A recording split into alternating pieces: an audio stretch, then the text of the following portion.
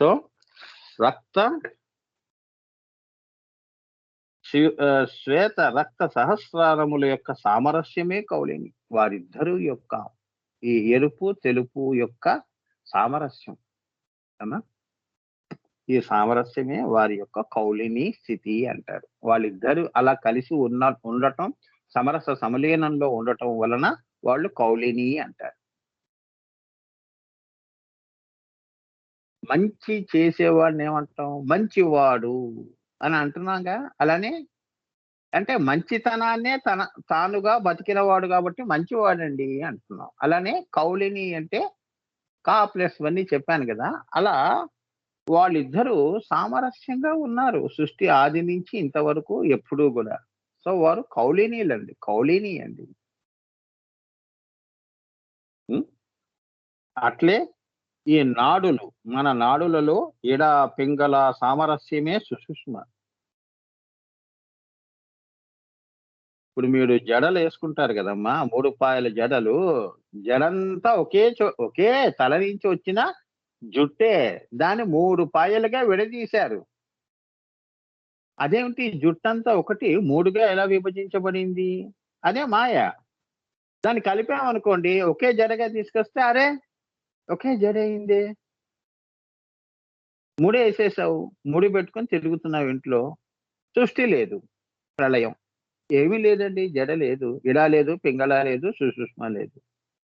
ఒంటి జడ వేసుకుంటేనేమో సుషుష్మ, 3 పాయలుగా దాని నుంచే సామరస్య.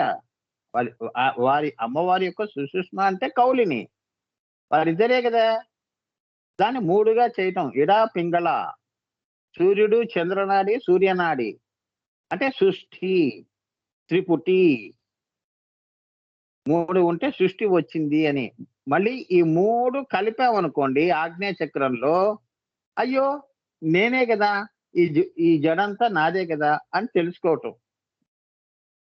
కిందకు వస్తే త్రిపుటిలో ఉంటావు, మాయలో ఉంటావు. పైకి వెళ్ళినప్పుడు అదేమిటి నేను ఒకట్లో ఎలా వచ్చాను, నా పిల్లలేరి, నా భర్త ఏరి, ఇంకెవరు ఉండరు. సూర్యనాడి చంద్రనాడి అంటే సృష్టి ఉన్నంత వరకు మూలాధార స్వాధిష్టాన మణిపుర దహర విశుద్ధి దగ్గర దాకా నీకు ఈ మాయ పీడిస్తుంది. 3లో ఉంటావు. ఇదే త్రిపుర రహస్యం.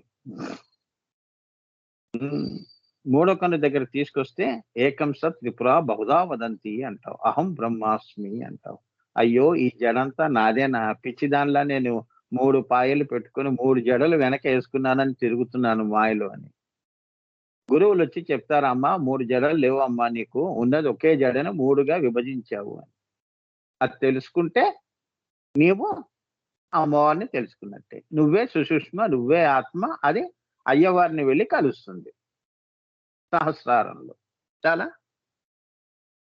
ఎంత బాగా ఇది. అట్లే పంచ ప్రాణములు, ఒకే ప్రాణము ఏమవుతోంది? ప్రాణ అపాన వ్యాన సమానాలు.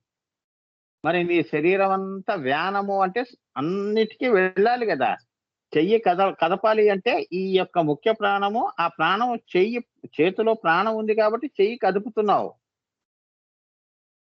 ప్రాణ అపాన వ్యాన అన్నాడు. అపాన వాయువు ఉంది కాబట్టి తినేది అరుగుతోంది, మళ్ళీ రేపు ఆకలి వేస్తోంది. అవునా? అపానము నోరు, మళ్ళీ అది విసర్జన. ఈ 2 ఉంటేనే సృష్టి. ప్రాణ అపానాలతోనే నువ్వు ఈ సృష్టి జరుగుతూ ఉంటుంది. తినేది ఎక్కడికో వెళ్ళిపోవాలి, బయటికి వచ్చేస్తే మళ్ళీ రేపు మళ్ళీ తినటం. అట్లా అన్నమాట ప్రాణ అపాన. ఏది? ఈ ముఖ్య ప్రాణమే ఇన్ని దశవిధ ప్రాణాలుగా నీ శరీరంలో. అంటే ఒకే నది 10 ఒకే నది. ఇప్పుడు ప్రాజెక్టులు కడతారు కదమ్మా. ప్రాజెక్టులు కట్టినప్పుడు పాయలు పాయలుగా ఎవరి పొలాల్లో వాళ్ళు ఆ నీళ్లు తెచ్చుకోవటం,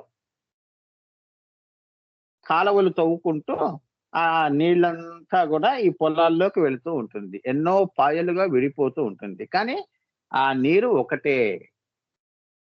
పాయలు ఎన్నో. అదే అపాన వ్యాన సమానములు అంటే అది.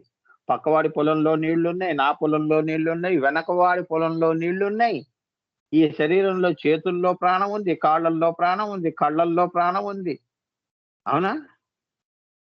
అందుకే ఇది ప్రాణవంతమైన జీవి. ప్రాణి అన్నారు అప్పుడు. వాడినేమన్నారు? ప్రాణి. ప్రాణంతో ఉన్నాడు కాబట్టి ప్రాణి అని అంటారు వాడిని. అంతేగా? హ్మ్. అర్థమైంది. చాలు ఇంత. ఈ మాత్రం మీకు అర్థమైతే చాలు. అమ్మవారి యొక్క కౌలిని అంటే చెప్తున్నాను. సో, ఇందులో ఉదాన ప్రాణం ఏమిటి? అదే ఈ సుషుష్మ. అది అన్ని చేతుల్లోకి వెళ్ళినప్పుడు అది ఒక్కసారి వ్యానము చెందింది అంటే సంకోచము, వ్యానము అంటే ఏంటంటే అన్ని శరీర భాగాల్లోకి ప్రాణం పోవటం. అది సమానంగా వెళుతోంది ప్రాణము అని. అలా వెళ్ళినప్పుడు అది సమాన వాయువు. అలా వాయువులకి అంటే ఇప్పుడు మనం ఇక్కడున్నాం. అమెరికాలో ఉంటే అమెరికన్, ఇక్కడుంటే ఇండియన్ అలా. ఎక్కడుంటే అదే నువ్వు. కానీ అదంతా గూడా ఉదాన ప్రాణం. సో, దాన్నేమన్నారు? అకులము. పైనుంచి వస్తోంది కాబట్టి అకులము. అమ్మా! వాని సామరస్యమే కౌలిని. చూసారా? ఈ ముఖ్య ప్రాణము ఈ సృష్టిలో 84 లక్షల జీవరాశులలో ఇది ప్రాణ, అపాన, వ్యాన సమానములుగా కులములు అంటే ఏంటంటే మనము. కుల చక్రాల్లో తిరుగుతోంది కాబట్టి ఈమె కౌలిని. ఆమె సంచారం ఉన్నంత వరకు నువ్వు బతికి ఉంటావు. ఆమె సంచారం ఆగింది అంటే నువ్వు ప్రాణం పోయింది. ప్రాణం పోయిందండి అంటే అమ్మవారు వెళ్ళిపోయిందండి అని. అర్థమైంది. సుషుష్మ అంటే ఆత్మ అమ్మవారు. ఆవిడ వెళ్ళిపోయిందండి శాశ్వతంగా. ఆ ప్రాణి చనిపోయిందండి అంటారు. హ్మ్. అది. అంత కౌలీనిలో అంత ఉందమ్మా. సో, అలానే జాగ్రత్త, స్వప్న, సుషుప్తి. నిద్రావస్థలు ఉన్నాయిగా. జాగ్రత్త, స్వప్న, సుషుప్తులు ఎక్కడి నుంచి వస్తున్నాయి? దీనికి మాతృక ఎవరు? హ్మ్. ఈ జాగ్రత్త, స్వప్న, సుషుప్తులు ఈ కులము ఈ శరీరంలో ఉన్నప్పుడు కులములో ఉన్నప్పుడు జాగ్రత్త, స్వప్న, సుషుప్తులు. అదే అకులంలోకి వెళ్ళినప్పుడు తుర్యాతీతములు. అది అకులము. సో, వాటి సమాహారమే కౌలిని. నీ యొక్క కలలకి, నీ యొక్క జాగ్రత్త అవస్థకి, నీ సుషుప్త అవస్థకి, నీ తుర్యానికి మూలము ఈ యొక్క కౌలిని. నీకు కల పండాలి, కల వచ్చింది అంటే ఈ కౌలిని దయతో వచ్చిందని. చెడు కల గాని, మంచి కల గాని. అదే నీ వాసనలు బట్టి, నీ అనుభవాలని అంతేగా? దాన్ని బట్టి అవన్నీ వస్తాయి. ఎంతసేపు తిండి గురించి ఆలోచన చేస్తే తిండే వస్తుంది కలల్లో. ఏదో స్వీట్ తిన్నట్టు, అది తిన్నట్టు, ఇది తిన్నట్టు. అంతేగా? సో, నీ యొక్క సంస్కారాలు బట్టి కలలొస్తాయి. సో, నువ్వు దివ్య సంస్కారాలు పెట్టుకొని జీవనాన్ని గడుపుతున్నావు అంటే దివ్య సంస్కారాలతో కూడుకున్న జాగ్రత్త, స్వప్న, సుషుప్తులు అనుభవిస్తుంది. అటువంటి ఆత్మ, ఆ ప్రాణి తుర్యాస్థితికి వెళుతుంది.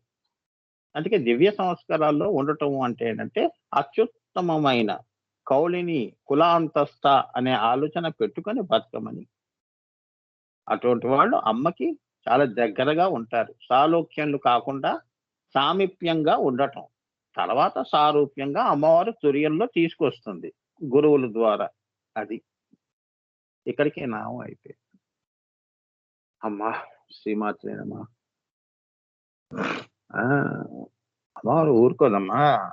తల్లి నేనంటాను, మరి ముఖ్య ప్రాణం ఇవ్వమ్మా, శక్తి ఇవ్వు. శక్తి మరి ఆవిడ ఉంటేనే గదా మనం చెప్పేది. వాక్ శక్తి అంటారు. ఆ శక్తి. ఆ వాక్ శక్తే గాదు. శక్తి తీసుకొని నేనేం జేస్తాను? దానికి తగ్గట్టుగా గూడా మీకు చెప్పటం. పరాపశ్యంతి మధ్యమ వైఖరిగా నేను మీకు మాట చెప్పటం. ఆ మాటను పుట్టించే ఎక్కడో మూలాధారంలో ఉన్న ఆలోచనలకి నేను పైదాకా కొండలు మోయటం లాంటిదిది. కొండలు మోయటం లాంటిదే. అంత ఏకధాటిగా చెప్పడం అంటే అలా ఉంటుంది. అమ్మవారు అటువంటి శక్తి కూడా అటువంటి వాళ్ళకి మీకు గూడా తెలియకుండా, ఎవ్వరికీ తెలియకుండా ఆ పైనుంచి ఆవిడ మనకి ఇస్తూ ఉంటుంది. హ్మ్. తర్వాత ఒక్కసారి శరీరం వెళ్లి ఆడ అడ్డంగా పడిపోతుంది అలిసిపోయి.